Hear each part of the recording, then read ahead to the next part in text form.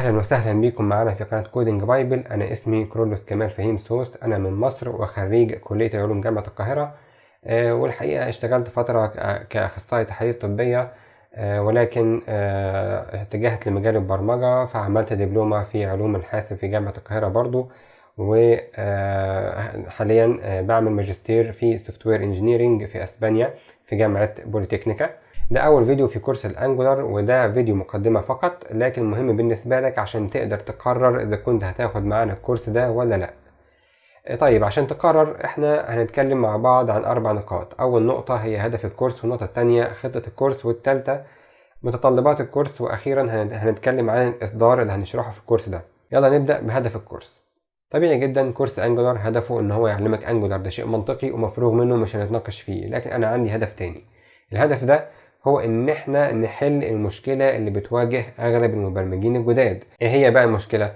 انا لما كنت باجي احضر كورس، كنت باجي في نص الكورس بيبقى عندي ملل رهيب. ليه؟ لان انا كنت بقلد ورا الشخص اللي هو بيشرح. هو يعني بيكتب اكواد وبيعمل تاسكات، ما بيقولكش انت بتفكر في التاسك دي ازاي، المفترض تحلها ازاي. الكلام ده كله ما بتعرفوش، انت بتقلد وبس. بتبقى في النهاية انت بتيجي في النص بتمل، انت كأنك بتكتب ورا واحد بيكتب وخلاص بتنقل. تمام؟ وده مش تدريب الصراحة، يعني ده مش هيعلمك حاجة.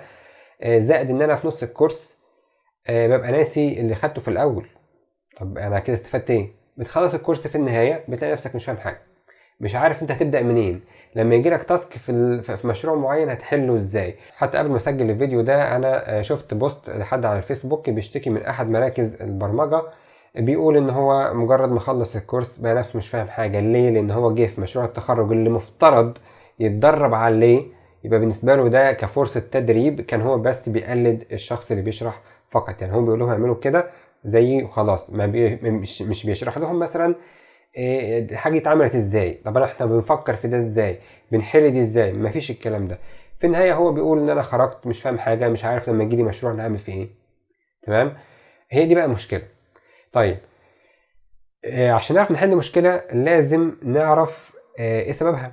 السبب احنا لسه قايلينه، انه محدش بيعلمك انت بتفكر ازاي. يعني مش بيعلمك البروبلم سولفنج، يعني بمعنى صح مش بيعلمك مهارات البرمجة اللي هي ايه. اهم 3 مهارات برمجة بالنسبة لي او في وجهة نظري هما البروبلم سولفنج، السيرشنج، وكمان الديباجنج.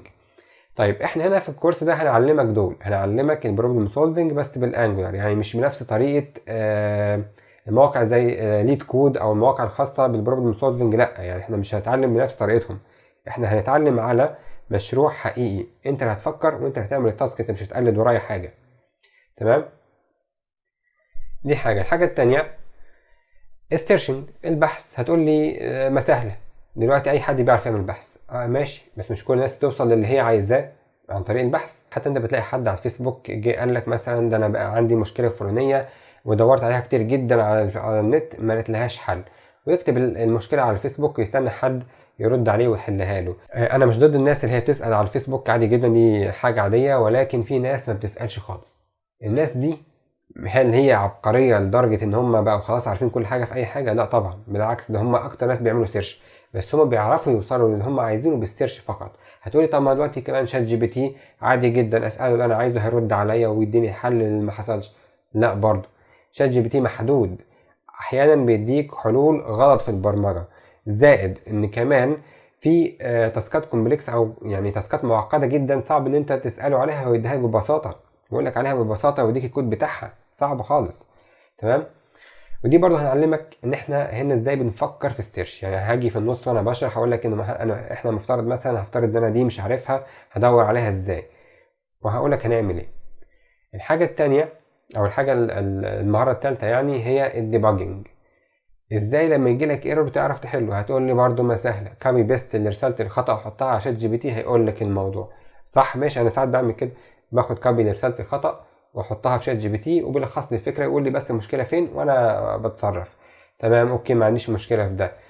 ولكن مش كل الاخطاء كده، في اخطاء ملهاش اصلا رساله خطا زي اللوجيكال ايرور او الاخطاء المنطقيه. هتعمل فيها ايه؟ اللوجيكال ايرور هي الاخطاء اللي ما فيهاش رساله ايرور خالص، والكومبايلر مش بيعترض خالص على اي حاجه، ولكن الناتج النهائي اللي انت مستنيه مش موجود، مش هو ده اللي انت عايزه. تمام؟ دي مش هتعرف تحلها بسهوله مع شات جي بي تي. تمام. دي انت محتاج مهارة عشان تعرف توصل لها بسهولة، وده اللي احنا هنعلمه لك هنا.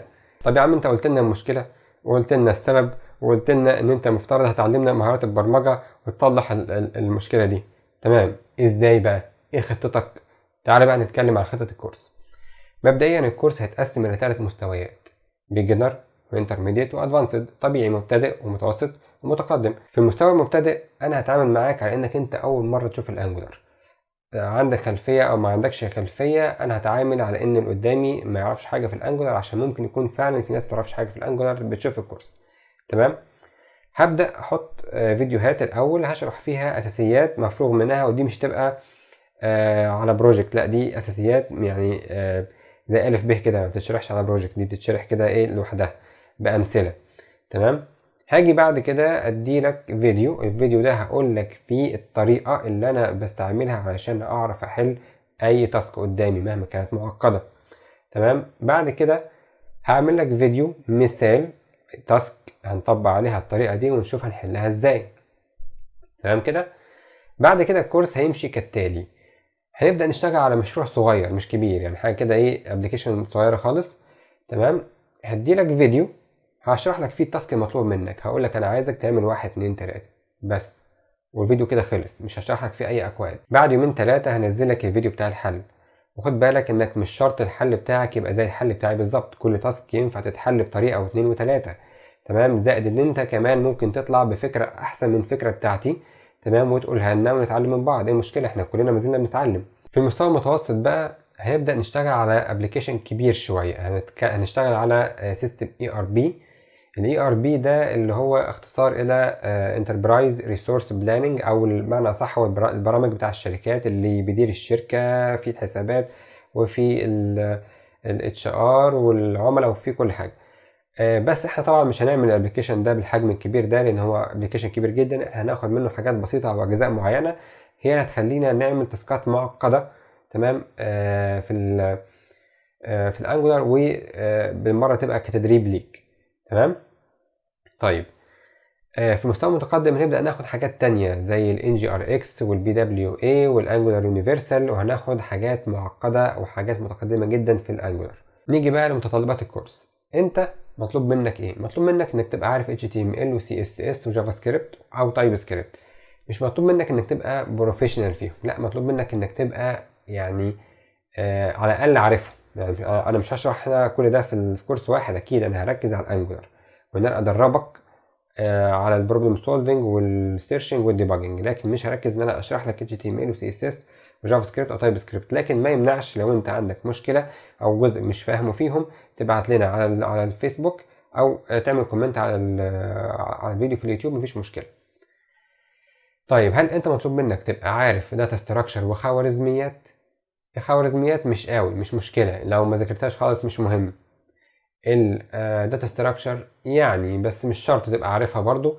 كده كده احنا الحاجه اللي هنحتاجها انا ممكن اعمل فيديو سريع اشرح فيها فكره الداتا ستراكشر اللي احنا هنشتغل بيها وخلاص.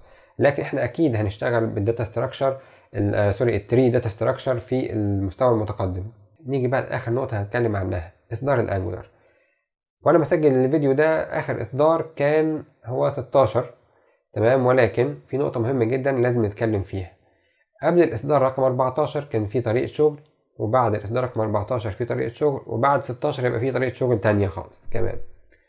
طيب احنا مهمتنا هنا ان انا اعلمك كل الطرق، لانك انت وارد يجيلك مشروع باصدار قديم وصاحب المشروع يقول لك لا انا مش عايزك تعمل ابديت للانجولار عشان انا مستخدم مكتبات قديمه ماشيه مع الاصدار 13. هتعمل ايه؟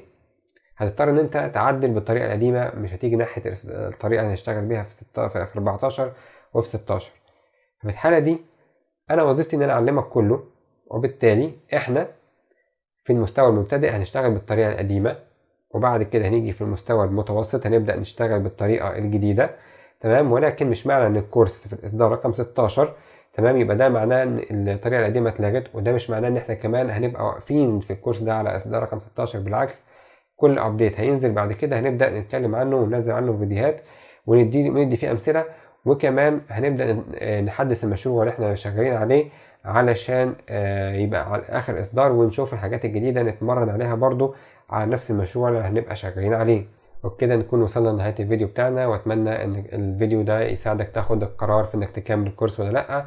ولو عندك اي استفسار ابعت لنا على الفيسبوك، على اليوتيوب، ان شاء الله هيبقى في قناة على تيك توك وانستجرام كمان. ولو انت بتحل التاسك بتاعتك ومش عايز تشوف الحل قبل ما تخلص الحل، انت عايز تحل بنفسك ومصر ومش عايز تشوف الحل اللي احنا نزلناه، او عايز مثلا توصل عن طريق النقاش معانا، ابعت لنا مفيش مشكلة، واحنا هنتكلم معاك عادي جدا. وشكرا جزيلا للاستماع.